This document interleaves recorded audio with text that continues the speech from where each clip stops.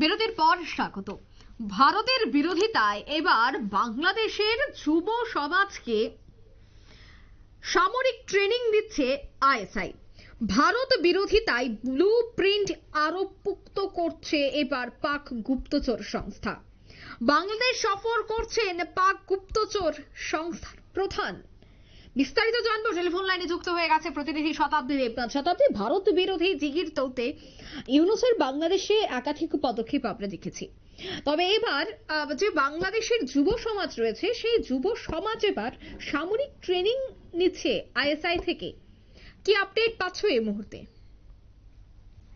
দেখো অঙ্কিতা, আমরা আইএসআই মানে জানি যে পাকিস্তানের গুপ্তচর সংস্থা বা বলতে পারো, এবং সেক্ষেত্রে এই যে তোমার একদিকে যখন ভারত বিরোধী জিগির তারা তুলছেন, অন্যদিকে কোথাও গিয়ে তারা বন্ধুত্বের হাত বাড়াচ্ছেন কোথায়? পাকিস্তানে। এবং প্রত্যেকেই এটা জানার কথা যে আজন্ম যে একটা শত্রুতা যেটা দীর্ঘ বছর ধরে মানুষ দেখেছে, সেজন্য নাকি এবার রাতারাতি বদলে গিয়ে একটা ভাই ভাই সম্পর্ক হয়ে দাঁড়াচ্ছে সৌজন্যে যদি ভারত বিরোধিতা হয়। আর তারই সুবাদে বিশেষ করে তোমার আমি যদি বলি তাহলে প্রায় তোমার 8 দশকেরও মাঝামাঝি সময়ে পাকিস্তান যেভাবে তাদের অধিকৃত যে কাশ্মীরের যুবকদেরকে একটা সামরিক প্রশিক্ষণ দিয়েছে, বা সেই সামরিক প্রশিক্ষণের নামে কোথাও গিয়ে জিহাদি তারা বানিয়েছিল।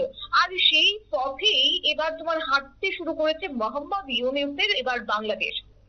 তার কারণ হচ্ছে পাকিস্তানি যে সেনা বাহিনী এবং গুপ্তচর সংস্থা যে আইএসআই তাদের সেই প্রশিক্ষণে পরবর্তীতে এবার বাংলাদেশের যারা যুবকরা রয়েছে তারা এবার সেই পথে হাঁটতে শুরু করেছে। তাদেরই সেই প্রশিক্ষণ তাদেরকে একটা সময় দেওয়া হয়েছিল, সেই প্রশিক্ষণটাই কোথাও গিয়ে এবার কাজে লাগাতে চাইছে বাংলাদেশের একাংশ যুবকরা।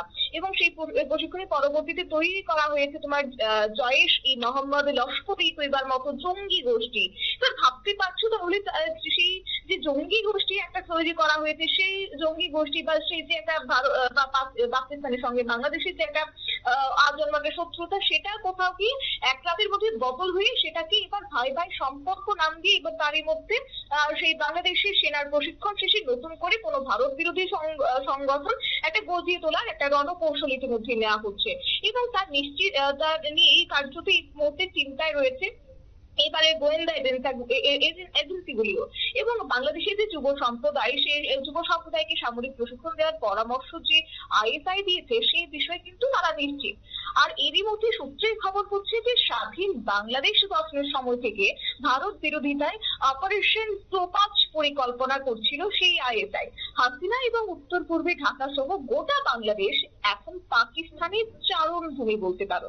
একটু পুরনো সেই পরিকল্পনা এখন রূপায়িত করতে বিশেষ করে আইএসআই বাংলাদেশি যুব সমাজকে অস্ত্র প্রশিক্ষণের ছক এবার সাজিয়ে নিয়েছে এবং তার হাতে করে ইতিমধ্যে দিতে তারা প্রস্তুত হয়ে গেছে। এবং সেই প্রশিক্ষণ শিবিরে হিজবুত তেহরির এবং আনসারুল্লাহ বাংলা টিমের মতো একটি জঙ্গি গোষ্ঠীর ক্যাডাররাও যে সেই প্রশিক্ষণ নেবে সেই তথ্যটা কিন্তু এই মুহূর্তে এসে গেছে বলতে পারে। এবং তারই মধ্যে গোয়েন্দারা যেটা জানিয়েছেন যে পাক সেনার জয়েন্ট চিফ অফ স্টাফ কমিটির চেয়ারম্যান অর্থাৎ জেনারেল শাহির শামসাদ মির্জা এবং বাংলাদেশের গোয়েন্দা সংস্থা ডিজিএফআই এর প্রধান মেজর জেনারেল মোহাম্মদ জাহাঙ্গীর আলমের মধ্যে এবারের কয়েক দফায় আলোচনাও হয়ে গেছে। এবং চলতি মাসের মাঝামাঝি সময়ে রাওয়ালপিন্ডিতে গিয়ে পাক সেনা প্রধান তোমার আসিম মনিরের সঙ্গে নাকি বৈঠক করেছে। আর সেই বৈঠকের বিষয়টি ইতিমধ্যে চূড়ান্ত করে দিয়েছেন বাংলাদেশের তোমার সেনা কর্তা লেফটেন্যান্ট জেনারেল কামার উদ্দিন হাসান। আর সেই সঙ্গে ঠিক হয়েছে যে পাকিস্তানি সেনার স্পেশাল সার্ভিসেস গ্রুপের অবসরপ্রাপ্ত আধিকারিকরা সেই প্রশিক্ষণ শিবিরগুলিতে তারা উপস্থিত থাকবে এবং সেখানেই নাকি যুব সমাজের তাদেরকে আত্মরক্ষার বিষয়ে প্রশিক্ষণ দেওয়া হবে।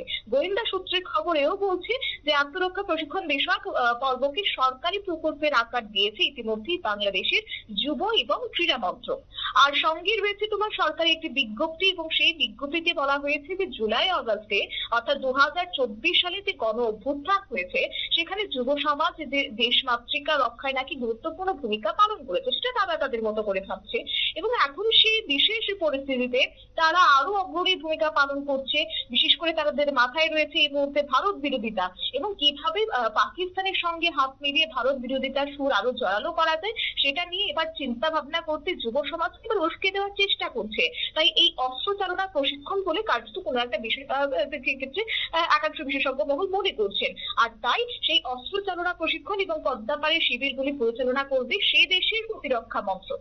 আর তাই মন্ত্রকের তরফ থেকে এটাও বলা হয়েছে ঢাকা তোমার ক্যান্টনমেন্টে বাংলাদেশের সেনার আর্মস উইং এর কাছে লিখিত ভাবে চিঠি লিখেছেন এবং research director major Ishtiaq Ahmed তিনি সেক্ষেত্রে তুলে ধরেছেন। এবং সে সঙ্গে জানতে চাওয়া হয়েছে যে যুব সম্প্রদায়কে এই সরকারি প্রকল্পে অন্তর্ভুক্ত করতে যে কি কি আইনি প্রক্রিয়াকরণ তাদের সারতে হবে, কি কি করতে হবে। সেক্ষেত্রে উঠে এসেছে যে বাংলাদেশ সেনায় এখন পাকিস্তানি যারা প্রশিক্ষিত শীর্ষ আধিকারিকরা রয়েছেন তাদের সংখ্যাটা নাকি খুবই নগণ্য। তাই সেক্ষেত্রে সিংহভাগ কর্তাই এবার ভারতের বিভিন্ন যে সেনাবাহিনী রয়েছে তাদের ক্ষেত্রে কিভাবে তারা একাডেমি থেকে প্রশিক্ষিত হয়েছেন সেই পদ্ধতিটাকে অবলম্বন করে এবার আইএএস এর কার্যত আইএএস এর পথে এবার হাঁটতে চাইছে বাংলাদেশের একাংশ যুব সমাজ এবং সেই সঙ্গে নাকি তারা সামরিক প্রশিক্ষণ নেবে সেটাকে কোথাও গিয়ে কিন্তু ভালো একটা চোখে দেখছে না বিশেষজ্ঞ মহল, সেই ধারণাটা এই মুহূর্তে স্পষ্ট হয়েছে। অঙ্কিতা, ধন্যবাদ শতাব্দী। অর্থাৎ ভালো চোখে দেখছে না এই বিষয়গুলি আন্তর্জাতিক মহল। ভারত বিরোধিতায় ব্লু প্রিন্ট আরো পোক্ত করতে পাক গুপ্তচর সংস্থার সাথে বাংলাদেশের যুব সমাজ তারা ট্রেনিং নিচ্ছে। এতে একাধিক বিষয়গুলি উঠে আসছে এবং খবরের সংবাদ শিরোনামে উঠে আসছে। তাতে বাংলাদেশের যে ধীরে ধীরে তাদের ভাবমূর্তি একটা বিরূপ প্রতিক্রিয়া বা তাদের ভাবমূর্তি নিয়ে যে একটা অন্যরকম বার্তা যাচ্ছে বিশ্বমঞ্চে তার বলার অপেক্ষা রাখছে না। নিয়ে নিচ্ছি ছোট্ট একটি বিজ্ঞাপন বিরতি, সঙ্গে থাকুন।